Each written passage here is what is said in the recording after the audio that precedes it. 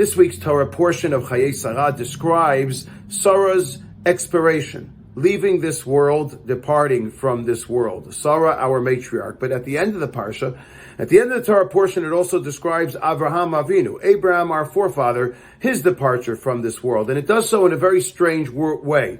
The Torah says, Vayigva vayasef el amav.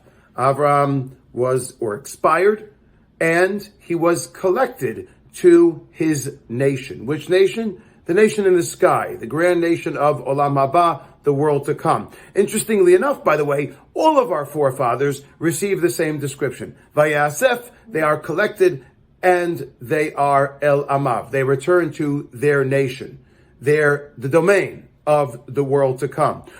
Rashar Hirsch explains, why is the word Vayasef, they are collected, used? When we collect something, the implication is that origin of that particular item was not supposed to be there. We collect it because it's supposed to be somewhere else.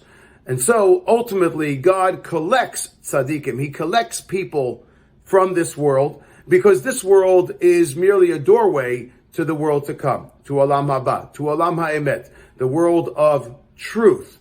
And I quote you verbatim to what he says. It was very painful for me to read this. And this is what he says. Nimseinu lemedim, we learn from here, she'olam haba, hu beito ha'amiti shel ha'adam. The true house, the true domain of a person is the world to come.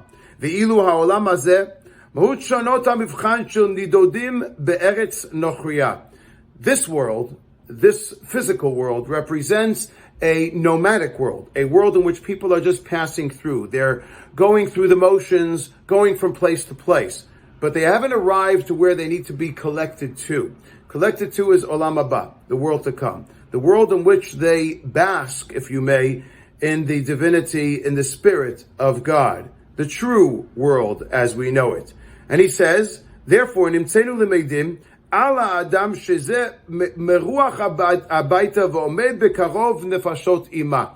Ultimately, a person brings his nefesh together with Hashem, and that is ultimately where they belong, the true world. It was very difficult for me to read this because while I want to understand it, I want to embrace it, I want to accept it, Olam Haba, the world to come, basking in the glory of God. Nonetheless, me as a physical person, within the physical parameters that I have, within the physical manifest that I live in, I long for physicality, for being close to Gila, for still having her physical presence in this world. And I recognize that won't happen. Vayasef el amav. She was collected and returned to the world to come, to Olam Haba. And sure enough, says the Rashar Hirsch the following last comment, which was a little more comforting.